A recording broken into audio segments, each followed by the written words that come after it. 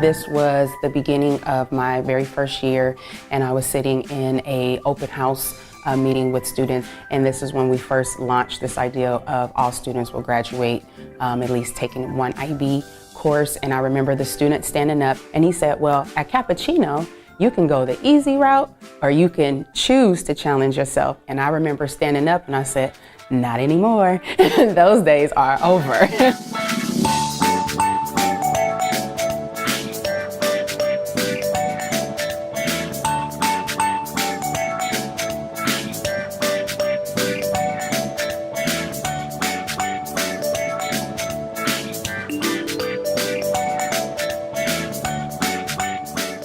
I believe that IB is preparing you for college. It's somewhat like a college level course, which is going to prepare me when I go to college. Being a first generation student, I don't know what it's like, so this is preparing me for those classes and the rigor of college.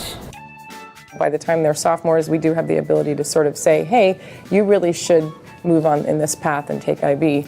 And kids who weren't considering it, oftentimes, especially Latino kids, will say, really? Like, no one ever talked to me about this before. If there's, more Latino students inside the classes, that means there's teachers that are there to support them and teachers that are there that are telling them that they should be able to take it, that they are able to do, and that's something that I see that's really nice.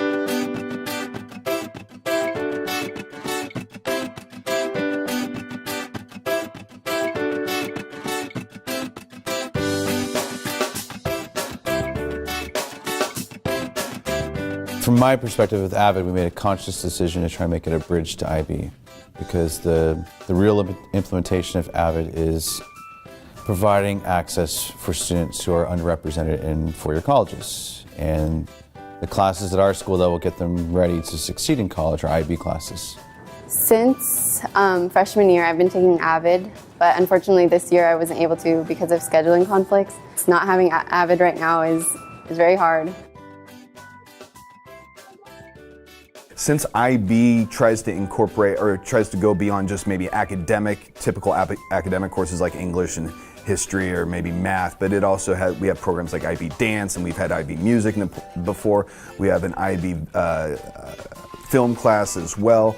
So it creates other ways and access for students to have this kind of maybe more academic courses, or maybe a higher level course.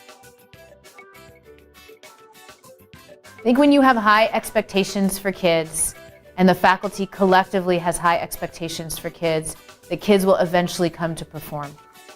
And I think that's what, at the end of the day, that's what starts to close the achievement gap. That all the kids can do the same work with a little bit of support and help and encouragement. Whenever you don't understand anything, the teachers are really supportive. Having classmates and teachers who can support you through your struggles is really great. Our goal as a Capuchino school is to involve the Latino parents into the school. All the information that we share with the families, with the Latino community, is in Spanish. And they love that.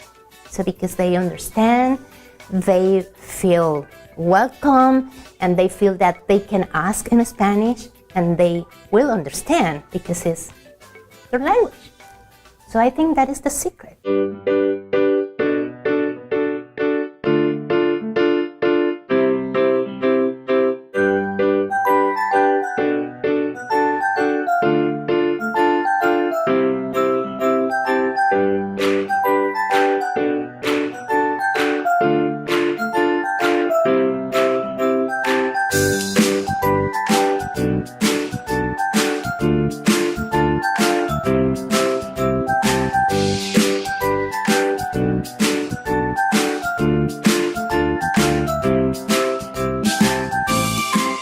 What makes it work, I think, is that we all believe that the students can succeed, and they're not set in these categories that it's either, you know, you're this type of student, so you need to stay in this route.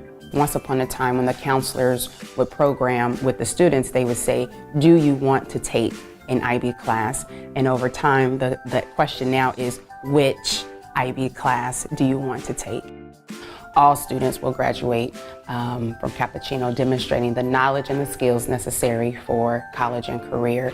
When we say all, we mean all. All means special ed, all means our English learners, all means all of our different subgroups. We basically feel that if students are successful in our IB courses, they're going to be prepared for college level work. I definitely think there's a lot of diversity in the IB classes. Like, it's not all just one race or one group of people.